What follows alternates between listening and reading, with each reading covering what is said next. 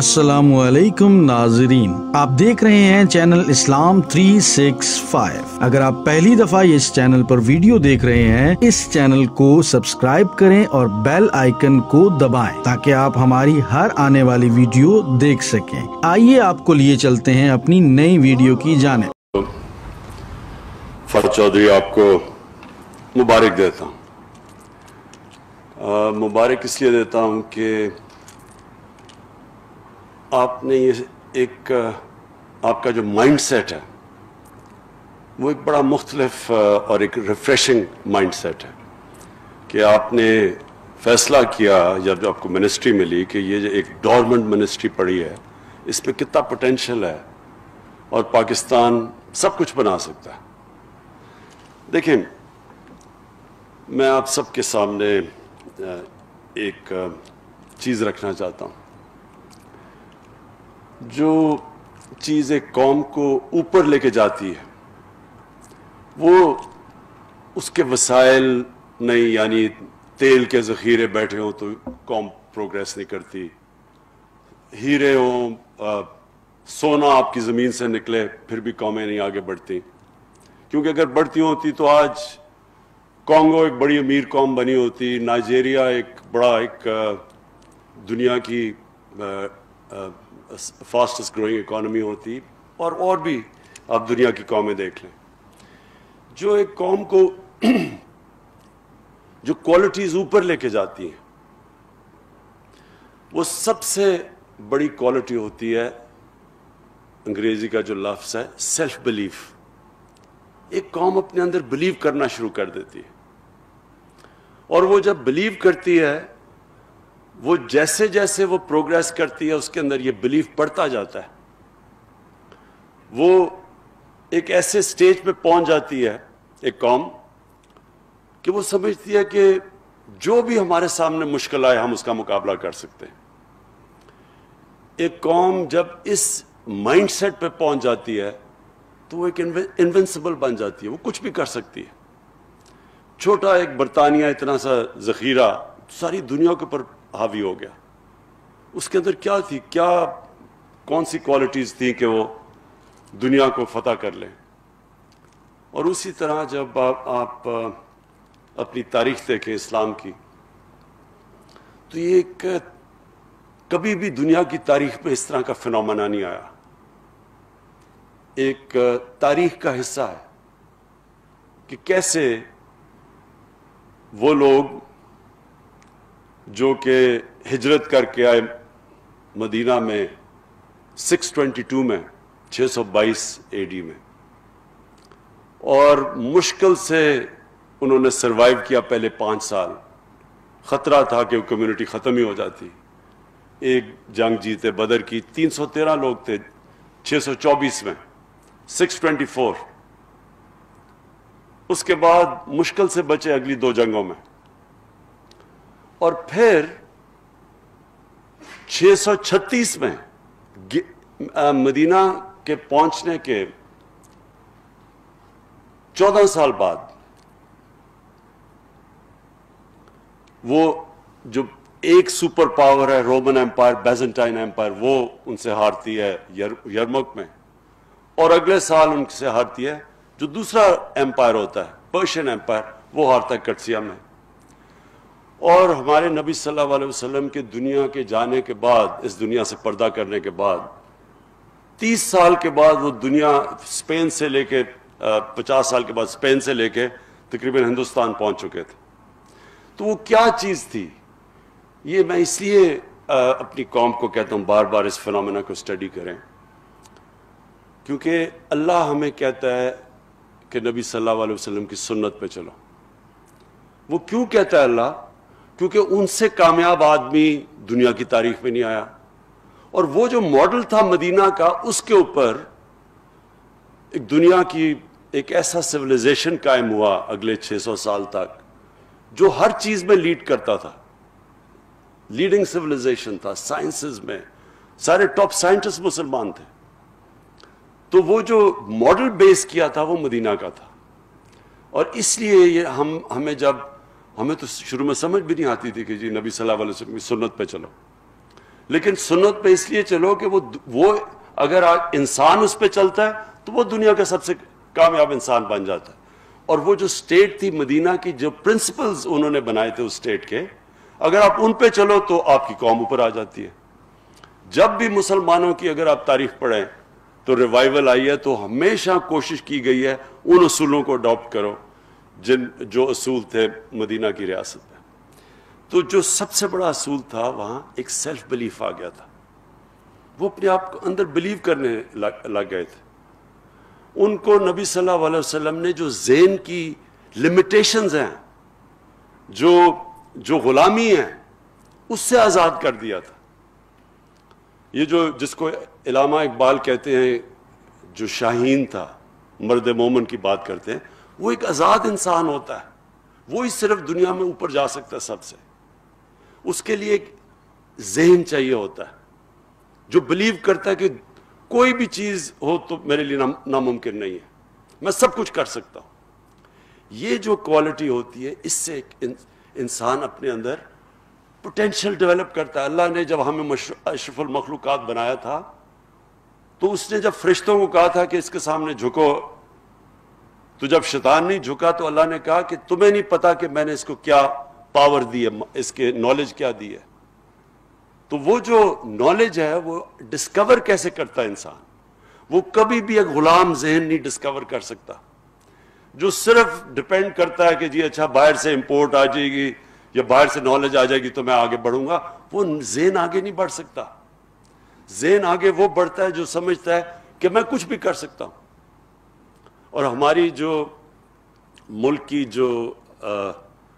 اگر میں یہ سمجھوں کہ اس ملک کے اندر جس طرح یہ بڑھا تھا ایک وقت پہ 60s میں، پاکستانی جو دنیا میں ویو کیے جاتے تھے، جو پاکستانی کے اندر بھی سیلف بلیف آتا جا رہا تھا، وہ ہماری بڑی بدقسمتی ہے کہ ہم اپنا راستہ کھو بیٹھے. وہ جو سیلف بلیف تھا وہ پروپیل کر رہا تھا اس ملک کو، جس کے اوپر پریڈکشنز کرتے تھے کہ پاکستان کیلیفورنیا بنے گا ایشیا کا، سب سے تیزی سے ترقی کر رہا تھا. انفارچونیٹلی ہماری بدقسمتی کہ ہمارے اندر یہ جو سیلف بلیف آنا تھا وہ نہیں آیا. جو سب سے ایک چیز پلیز یاد رکھنا کہ جو ہم آرگیومنٹ سنتے ہیں، جی کلونیلزم آئی اور انہوں نے لوگوں کو ایجوکیٹ کر دیا، ہندوستان میں اگر نہ آتی تو ہم پتہ نہیں پیچھے چلے جاتے یا انگریز کی غلامی نہ ہوتی.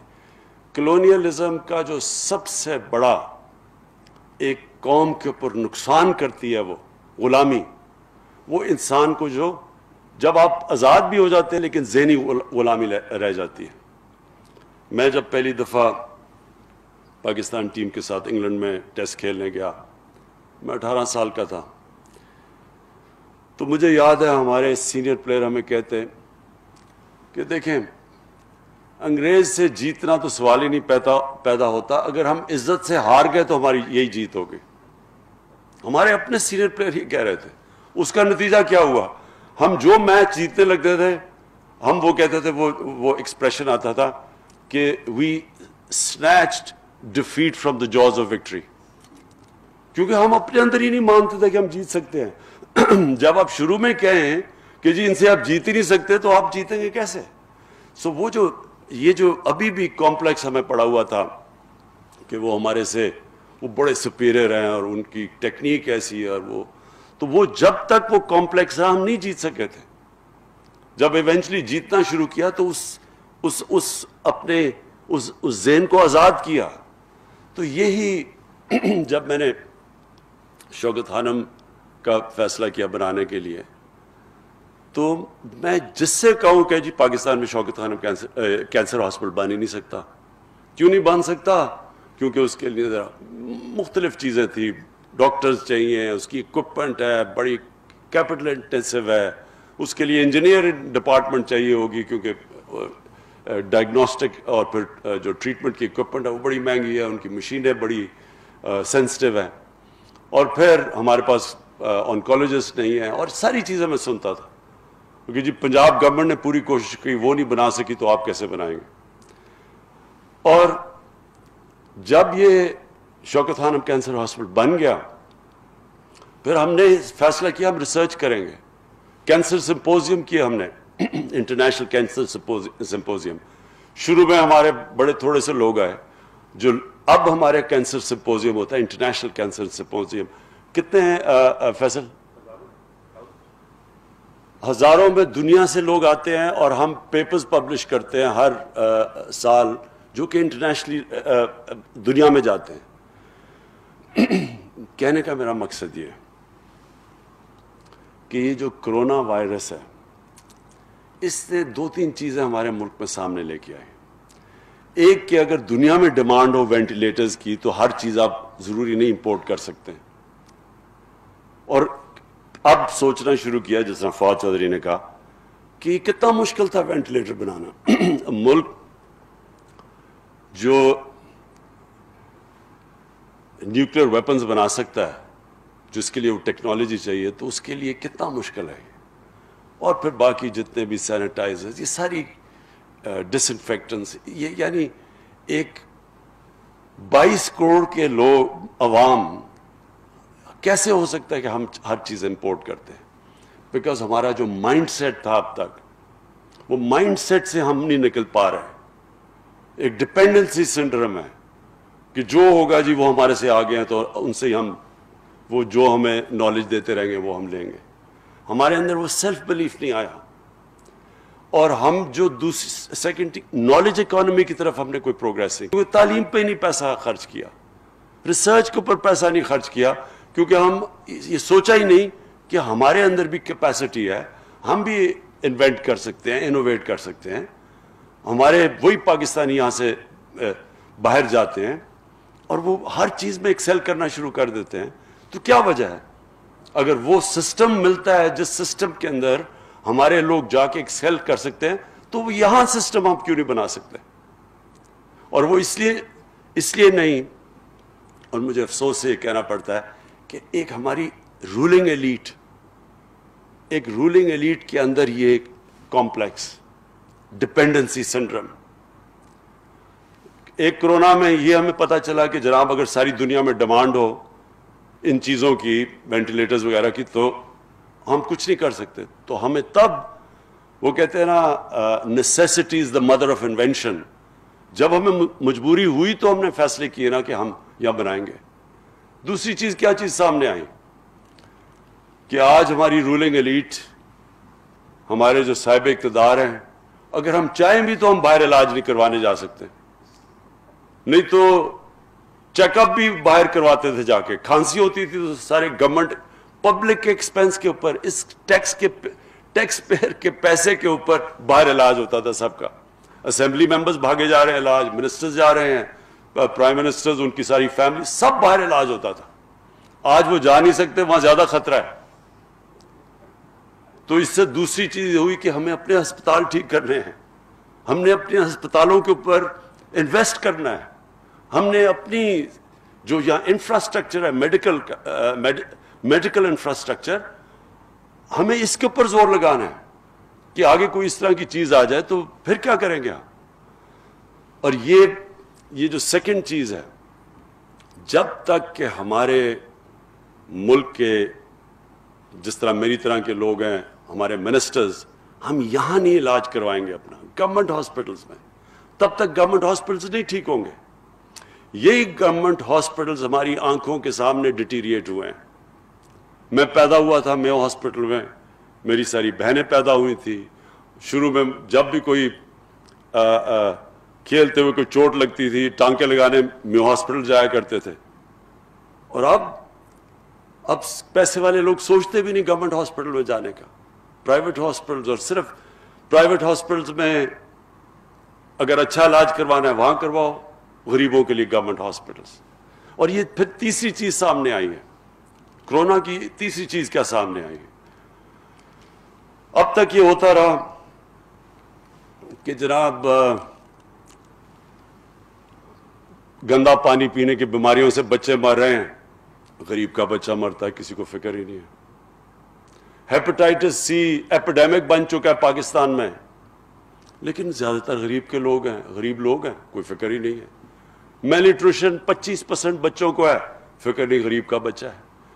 40% पाकिस्तान के अंदर स्टंटेड ग्रोथ है, کسی کو فکر ہی نہیں ہے کیونکہ غریب لوگ ہیں. اب یہ مشکل آ گئی ہے کہ کرونا نہ امیر نہ غریب میں فرق ہی نہیں کرتا. آپ اگر یہ سمجھتے ہیں کہ صرف امیروں کی لاک ڈاؤن اناؤنس کر دیا جی, جلدی سے فوری لاک ڈاؤن اناؤنس کر دیا, سوچا ہی نہیں کہ وہ بیچارہ دیہڑی دار, وہ غریب آدمی, وہ رکشے والا, وہ جو بیچارہ سارا دن محنت کر کے آ کے اپنے بچوں کا پیٹ پالتا ہے, اس کا کیا بنے گا. نہیں, امیروں نے سوچا اچھا جی 2-3 یہ امیروں کو بھی آتا, تو ایک دم سارا ایک ایلیٹ نے فیصلہ کر لیا سارے ملک کے لیے, سوچا نہیں کسی کا. ہندوستان نے تو ہمارے سے بھی زیادہ, جتنا وہ جو ان کا اسٹرانگ مین نریندر موڈی ہے, کہتا ہے جی اس کو 50 انچ کا چیسٹ ہے, وہ اتنا ڈرپوک نکلا ایک دم اس نے سارا بند کر دیا. بیچارے لوگ 200-200 میل چل کے جا رہے ہیں, غریب لوگ تھے ہندوستان میں, سوچا ہی نہیں کہ عام آدمی کی زندگی کیا ہوگی.